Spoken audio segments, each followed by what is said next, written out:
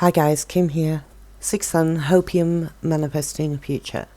So why do you think we are experiencing what we're experiencing?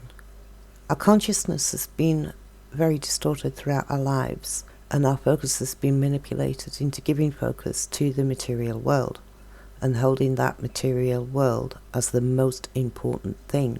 And the Sixth Sun is here to assist us internally to adjust our view of reality into the focus being on the I, our own ideas, our own thoughts, our own concepts, and the being, meaning living our lives from moment to moment according to what's going on around us right now. So we've become human beings, not human doers. The lies and deceptions that are out there, every single one of them is based on the future, and this is why hope is a lie. As the term hopium comes from the idea that so many of us base our lives on the idea or the hope that something out there is going to come and save us from living through this nightmare. And the catch is that we need to live through this nightmare in order for our consciousness to expand through personal experience. So we find that true essence of self that knows that it's pure and learns through having the experience to express itself as the amazing people that we are. So recently I discovered yet another key that I'm kind of applying, which is I do not stand against, I stand for. So I amplify my focus towards communicating to the outside world that which assists us, rather than giving focus on revealing that which doesn't. Also bearing in mind that what we give focus to becomes our reality. Drawing our energy into this moment is no easy task, as our world has trained us to focus on the outside all of the time. But if we can for now practice the idea that daily life is a magical mystery tour, and that which is in front of us right now is there for us for a purpose or a reason. And then when we experience discomfort, ask ourselves, why is it here? Only you can answer that question, as each of us has a unique imprint, and we've had unique things that we've taught and learned, which is exactly why each of us as individuals need to start moving our focus into understanding the inner self, rather than focusing on managing the external world or trying to control it. The more that the Sixth Sun comes into power, the more impossible it will be for us to control the outside world. We can only control our perception of it, then align ourselves with the next step that we ourselves need to take in order to navigate our own selves through it. It's really harsh, because we care so much about other people. We also have a limitation in that we've been heavily programmed to the idea that it matters what other people think of us. It's convoluted, it's complex. It simply wasn't ever meant to be easy, and we're moving mountains here, not kicking stones. One of the tools I use frequently in order to understand what energy around us is right now is in the stars, and I let the stars be my guiding light.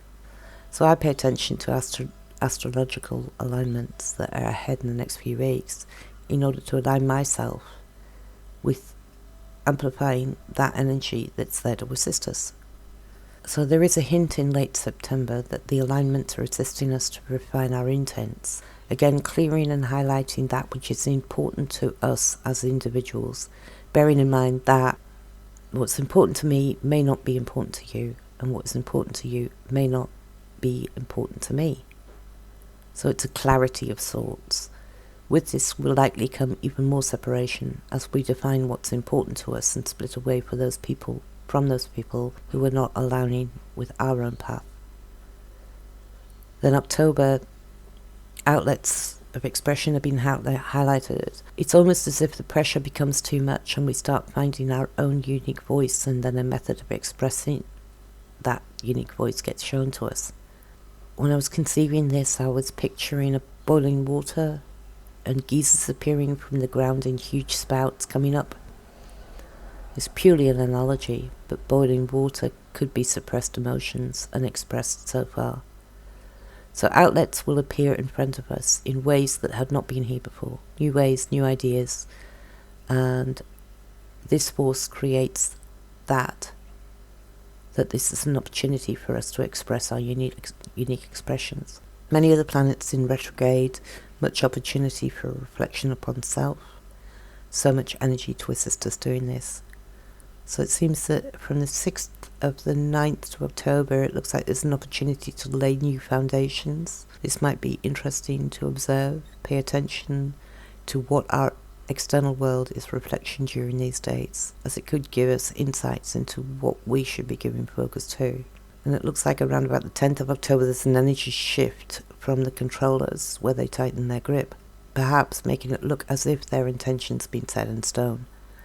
May I refer to what I said earlier, which is that it may have the illusion of a barrier that is impossible to navigate, but this is the future, not the now. I feel that as this path intensifies, it will on one hand get easier as the further we travel down the path, the more we attain skills and the bolder we get, and the more willing we're to let go of the old binds that social stigmas and other crap limit us and mold us. Then it'll get harder as those boundaries will be pushed to the limits as we call upon those talents that are inherent within us, the black and white, calling for us to be both brave and at the same time sensitive. No easy task, I would say. But the further down the road we go, the better we get at navigating it. I watched Cruella last night, the movie, and although it's not that deep, it does show clearly that any extreme is an incorrect path. We can become strong, but then this strength has no compassion and it becomes corrupt because it becomes brittle. And then the other side of it is being too vulnerable. This is also incorrect, as in this state we become the victim to that which is happening around us. We're being assisted every step of the way. Trust yourself to know what to do next, and if you really do not know, then go deeper. It doesn't seem to be about what we feel, it's more about the deeper understanding of why we feel that way, and recognizing those triggers to see if they're true or false from within our soul, correcting them if they're a lie, and allowing them if they're true. So it's kind of rewriting your own code of conduct. The biggest risk for all of us is falling into fear. Just as individuals take some action, do something, do anything to express that unique talent that is within you, in your heart. It's your calling. And by combining our creative visions, then we got this together. Thanks for listening.